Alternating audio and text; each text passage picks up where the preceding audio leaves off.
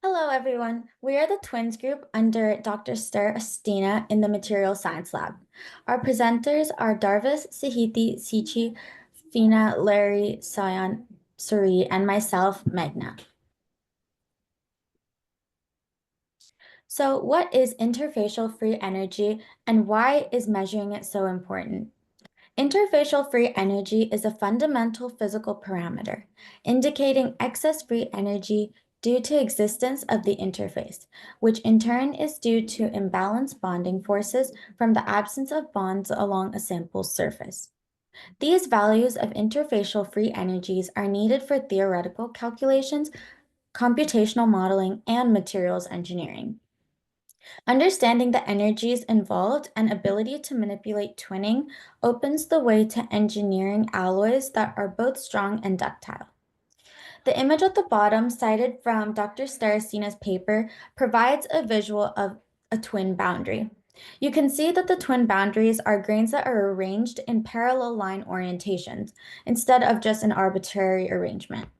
The ability to measure that dihedral angle of a twin boundary allows us to calculate the ratio of interfacial free energies of twinning crystals, particularly in solid-solid interfaces. So, moving on to computational methods and experimental methods, and values for solid interfaces in pure copper. In order to compute the values for surface-free energy, we have narrowed down three methods, one of which we are newly introducing. So we expect the surface-free energy of copper to be in the range of 1.1 to 1.9 joules per meter squared based on different experimental methods. So the first method is the zero creep method, which provided surface-free energy values ranging from 1.8 to 1.9 joules per meter squared. The second method, optical interferometry, was used to estimate the interfacial free energy ratio from 0.007 to 0.012. Finally, the method that we are newly introducing and using, atomic force microscopy, or AFM, was proven as a method of with the copper zinc alloy obtaining a ratio value of 0.0018. Computational modeling methods. Computational modeling is the use of mathematical models and computer simulations to study and predict the behavior of complex systems, such as molecular modeling. In material science, some examples are density functional theory and molecular dynamics. Density functional theory is used for small-scale systems to determine electronic structure and total energy. It is accurate but computationally expensive, making it impractical for large interfaces. Molecular dynamics is the most common approach, where atoms are treated as particles interacting via potential functions, allowing for simulation of interface dynamics and calculation of interfacial energy based on the system's total energy. The zero creep method, a tensile test at elevated temperature, uses a thin wire, which when heated, decreases in length to minimize surface area and surface energy. And a rough estimate for the wire diameter and heat temperature, based on one study, is about 0.1 millimeters and 9/10 of the material's melting point, respectively. When varying a tensile force on the wire, there will be a certain magnitude of force, called the zero creep load, that prevents the wire from decreasing or increasing in length. And by finding this zero creep load, the length and radius of the wire, the number of grain boundaries, and the grain boundary energy, the surface free energy can be calculated. Although this method is considered to be the most straightforward and reliable, it isn't really that simple to do. Optical interferometry is a technique that splits light into two beams, one that reflects off the surface and another that serves as a reference for the displacement. The beams are then recombined to make an interface pattern. It is used to analyze minute details on the surface of materials on the nanometer scale. By analyzing the interference pattern after the light recombines, irregularities and information on the surface profile can be found. When the beams are split up, then recombined, any differences in the distance traveled by the two beams lead to a phase shift, which makes an interference pattern. If you analyze the pattern, you can analyze precise changes in distance traveled. It is used in machines that need large range and high resolution displacement and used to determine crack surface profile and roughness characteristics. This method provides high resolution, non-contact measurements of surface roughness. This method was used to measure the dihedral angle of twin boundaries. So, how do we measure with AFM? So the diagram above has red arrows, which represent the twin boundaries. Twin boundaries are planar interfaces within a crystal, where the crystal structure is mirrored across the boundary. Using optical microscopy and AFM measurements, these crystallographic defects can be observed. The atoms on either side of the twin boundary are arranged in a mirror image relationship. The specific plane along which the twinning occurs is called the twinning plane. These twin boundaries can be observed utilizing atomic force microscopy, as shown at right. This is a technique that is used to image surfaces at the nanoscale. It works by scanning a sharp tip over the surface and measuring the forces between the tip and the sample. This allows for very high resolution imaging, revealing details about the topography or the surface height of the sample.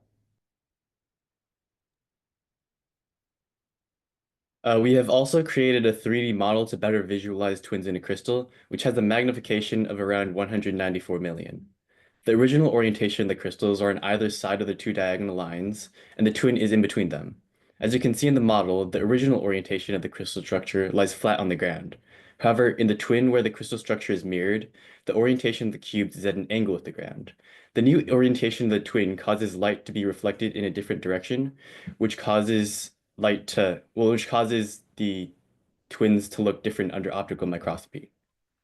This model also shows how the crystal always twins back to the original orientation, which is why you can easily identify twins with two parallel lines when viewed using imaging techniques.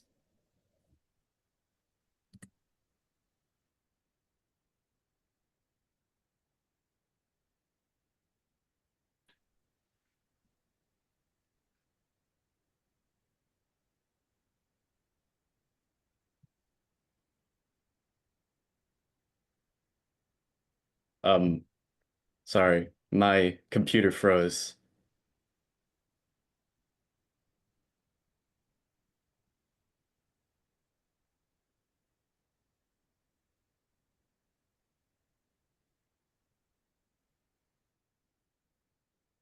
Should we reload, or do you think you can fix it?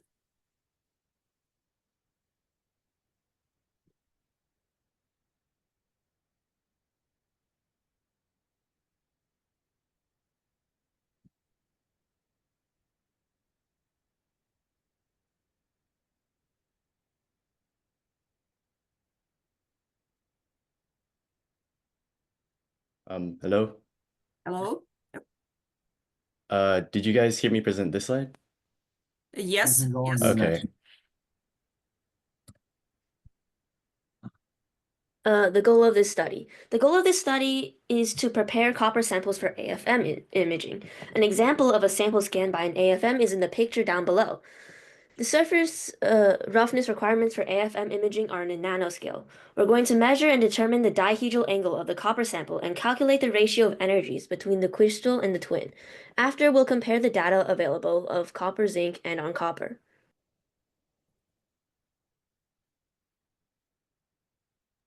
So before we take our samples to AFM, there's first a specific procedure for preparing them. We first heat treat our samples at 900, 800, and 700 degrees Celsius for 1 hour in a 2-auto furnace. And then we polish them using a boiler auto polisher at 2000 grit, 1000 grit, 5 micron, and then 3 micron sandpaper. And then finishing it off with Glencoe polishing cloth with 0.5 colloidal alumina and 0.05 micron colloidal alumina silica suspension.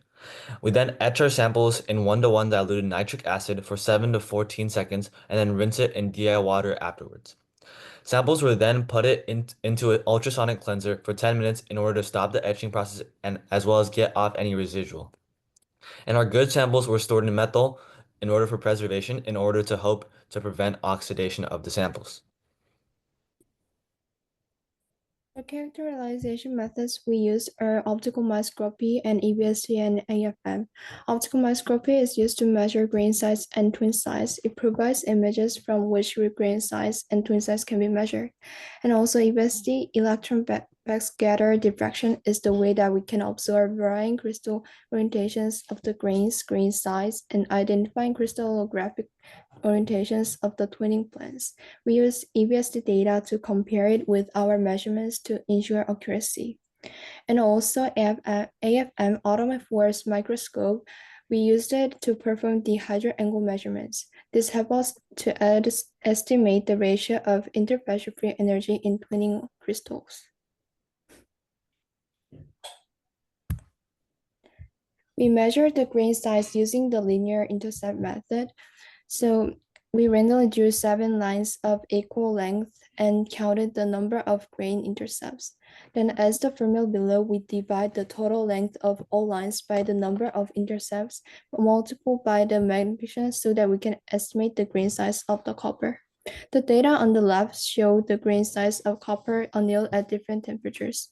As we can see, the grain size decreases as the annealing temperature decreases.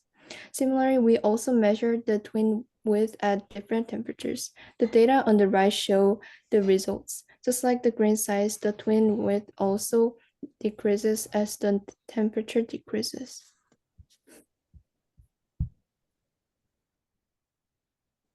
Courtesy to JH Technologies, we were able to put our samples under EBSD, aka electron backscatter diffraction. Electron backscatter diffraction is a technique used in scanning electron microscopy, aka SEM, to analyze the crystallographic structure of materials. By measuring the diffraction patterns of electrons scattered from a sample surface, EBSD provides detailed information about grain orientation. It's widely used in material science to study microstructures at high resolution. Our average grain size based on EBSD is 120 UM for the 900 degrees Celsius samples, 67.7 UM for the 800 degrees Celsius samples, and 10 UM for the 700 degrees Celsius samples. The average grain size increases as temperature increases, but these results are at least around 3 times smaller than our measurements using the linear intercept method. This is because the linear intercept method does not include the boundaries of twins, while the EBSD does, which explains the large difference in data. Furthermore, the EBSD revealed that the most frequently twinning plane in our samples was the 111 plane. In this image, it made up 65.6% of twinning planes. This is expected because the 111 plane is the most frequently twinning plane in copper. So using Gwydion software, the root mean square, RMS, and the average were observed. The two AFM measurements to the right were analyzed. The 30 by 30 micrometer area represented by the red box in the upper image, and the 30 micrometer line represented by the yellow line. These are both AFM images of etched copper. The data was collected from both a manually polished sample, heat treated at 800 degrees Celsius and etched for 7 seconds, and an improved auto-polished sample. We found that the samples that had undergone the auto-polishing achieved data measurements, RMS, and average values closer to the measurement found in our reference paper. Therefore, we will continue this process of analyzing samples until we achieve an average and RMS value substantially similar to those listed in the paper to prepare for AFM measurements. According to our data, highlighted by the 3D AFM images, etching procedures must be adjusted in the future to ensure that the process does not inadvertently remove adjacent material on the samples. Our arithmetic average is currently at 252.9 nanometers, but must conform to around 36.8 nanometers to meet the criteria to be AFM ready. Similarly, our root square roughness is currently at 265.6 nanometers, but must be closer to 48.3 nanometers to move forward with AFM.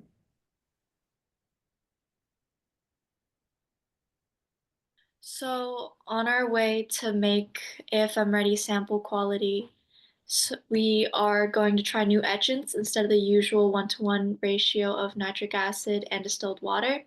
We're going to try a combination of ferric chloride, hydrochloric acid, and water, a combination of ferric chloride, hydrochloric acid, and ethanol, like in the paper, and a more diluted solution of nitric acid and distilled water with 3 parts water and 1 part nitric acid.